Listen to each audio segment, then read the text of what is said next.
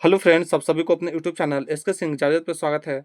आज हम इस वीडियो में आरआरबी एनटीपीसी एग्जाम जो कि 11 जून फर्स्ट शिफ्ट का एग्जाम पूर्ण हो चुका है, तो चलिए इसके सभी क्वेश्चनों को हम लोग देख लेते हैं।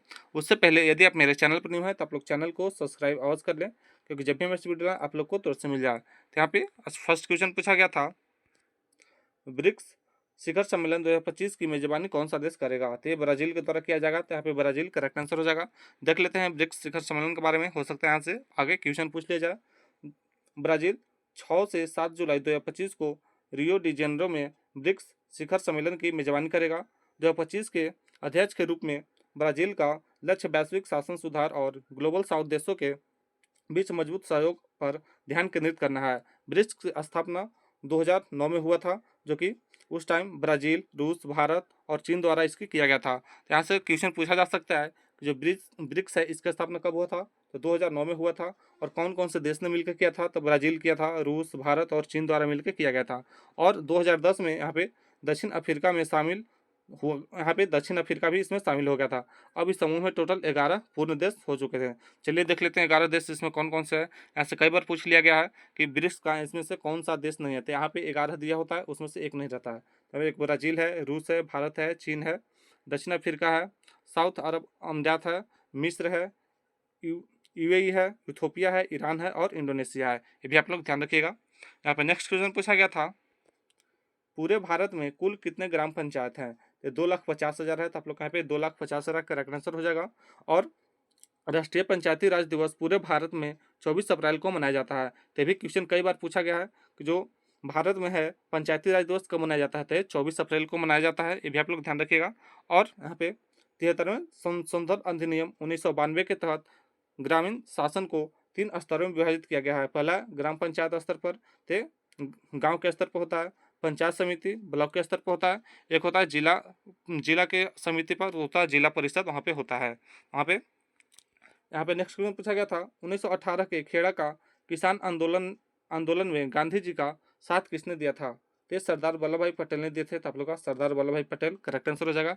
देख लेते हैं खेड़ा आंदोलन के बारे में। यहाँ से बिहार के बाद चंपा बिहार के चंपारण के बाद 1918 में महात्मा गांधी ने ब्रिटिश हुकूमत के खिलाफ गुजरात के खेड़ा में सबसे बड़ा किसान आंदोलन चलाया था। इस आंदोलन की सबसे बड़ी उपलब्धि थी सरदार वल्लभ भाई पटेल की राजनीति में आना। तब गांधी जी ने गांव वालों को गांव वालों से भरवाए थे प्रतिज्ञा पत्र। साल मतलब 1918 में मोहनदास करमचंद गांधी अहमदाबाद में मिल मजदूरों के हक की लड़ाई लड़ रहे थे। उन्हें सूचना मिली कि खेड़ा के किसान भारी संकट में है, फसलों के नष्ट हो गई है और वहाँ पे उन्हें जबरन कर वसूली की जा रही है। इस कारण वहाँ पे खेड़ा आंदोलन हुआ था। यहाँ पे नेक्स्ट क्वेश्चन पूछा गया था, जूते हुए खेत के प्रमाण निम्नलिखित में से किस पुरा स्थल से मिलते हैं? तो कालीबंगा से मिलता है, तो इसका कालीबंगा करेक्ट आंसर हो जाएगा। देख लेते हैं कालीबंगा कहाँ पे स्थित है। तो उत्तरी राजस्थान राज्य में सिंधु घाटी सभ्यता का एक प्राचीन स्थल है जो कालीबंगा है, राजस्थान में स्थित है। ये भी आप लोग ध्यान रखिएगा। यह हड़प्पा स्थलों में तीसरा उत्खनित शहर है। यह अपने विशिष्ट अग्नि देवताओं के लिए जाना जाता है और इसे दुनिया का सबसे पुराना जुताई किया गया खेत माना जाता है। कालीबंगा नाम दो शब्दों से मिलकर बना है, पहला काली और दूसरा भंगन के नाम से बना है। काली का अर्थ होता है काला और भंगन का अर्थ होता है चूड़ी। तो यहाँ पे नेक्स्ट क्वेश्चन पूछा गया था, who is the current president of international criminal court? यहाँ पे पूछा गया है कि जो इंटरनेशनल क्रिमिनल कोर्ट है उसका प्रेसिडेंट अभी वर्तमान में कौन है? तो टोकोमो अकेना है। तो आप लोग का टोकोमो अकेना इसका करेक्ट आंसर हो जाएगा। यहाँ पे नेक्स्ट क्वेश्चन पूछा गया था, निम्नलिखित में से कौन सा संगठन ग्लोबल इनोवेशन इंडेक्स जारी करता है? तो इंसेड और कार्नेलिया यूनिवर्सिटी और विपो के द्वारा ये जारी किया जाता है। तो आप लोग का इंसेड, कार्नेल यूनिवर्सिटी और विपो इसका करेक्ट आंसर हो जाएगा। और भी यहाँ से देख लेते हैं, भारत इसमें कौन स्थान पे है? तो इसमें भारत 39वें स्थान पर आता है और यह 2024 में जारी किया गया जो कि 7वां संस्करण था। ये भी आप लोग ध्यान रखिएगा। यहाँ पे नेक्स्ट क्वेश्चन पूछा गया था, एम एस स्वामीनाथन पुरस्कार से किसे सम्मानित किया गया है? तो डॉक्टर पी.वी. सत्यनारायण को सम्मानित किया गया था। आप लोग का डॉक्टर पी.वी. सत्यनारायण इसका करेक्ट आंसर हो जाएगा। और इनको 2021-22 की अवधि के लिए उत्कृष्ट क्षेत्रों में उत्कृष्ट योगदान के लिए डॉक्टर एम एस स्वामीनाथन पुरस्कार से सम्मानित किया गया था। और जो इनको मिला है ये हैदराबाद के संबंध से रहे हैं। Doctor P V. Satyanarayana Singh, doctor Satyanarayana Krishna. कृषि के क्षेत्र में उन्हें उत्कृष्ट योगदान के लिए प्रतिष्ठित 8वें यहाँ पे डॉक्टर स्वामीनाथन पुरस्कार मिला है। तो पूछ दिया जाएगा कि क्या मिला थे, 8वां मिला है। यहाँ पे नेक्स्ट क्वेश्चन पूछा गया था, सरोजिनी नायडू की जयंती पर कौन सा दिवस मनाया जाता है? तो ये राष्ट्रीय महिला दिवस मनाया जाता है। तो आप लोग का राष्ट्रीय महिला दिवस करेक्ट आंसर हो जाएगा। और ये भारत में हर साल 13 फरवरी को मनाया जाता है। यह दिन भारत में महिलाओं के अधिकारों के लिए उनकी लड़ाई, स्वतंत्रता आंदोलन के योगदान और महिलाओं के सशक्तिकरण के लिए ये उनके प्रयासों को याद करने के लिए मनाया जाता है। ये पे आप लोग ध्यान रखिएगा। यहाँ पे अगला क्वेश्चन पूछा गया था, पाक जलडमरू को खाली स्थान प्रवेश द्वार कहा जाता है। तो बंगाल की खाड़ी को प्रवेश द्वार कहा जाता है। तो आप लोग का बंगाल की खाड़ी करेक्ट आंसर हो जाएगा।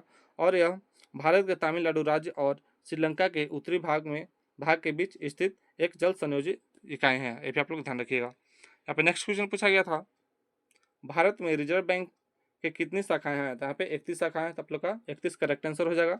और भी देख लेते हैं भारतीय रिजर्व बैंक के बारे में। भारत में रिजर्व बैंक के 31 शाखाएं हैं। इन शाखाओं को क्षेत्रीय कार्यालय और शाखाओं के रूप में वर्गीकृत किया गया है। ये शाखाएं रिजर्व बैंक के परिचालनात्मक अंग हैं और ग्राहक के साथ संपर्क करने का एक साधन है।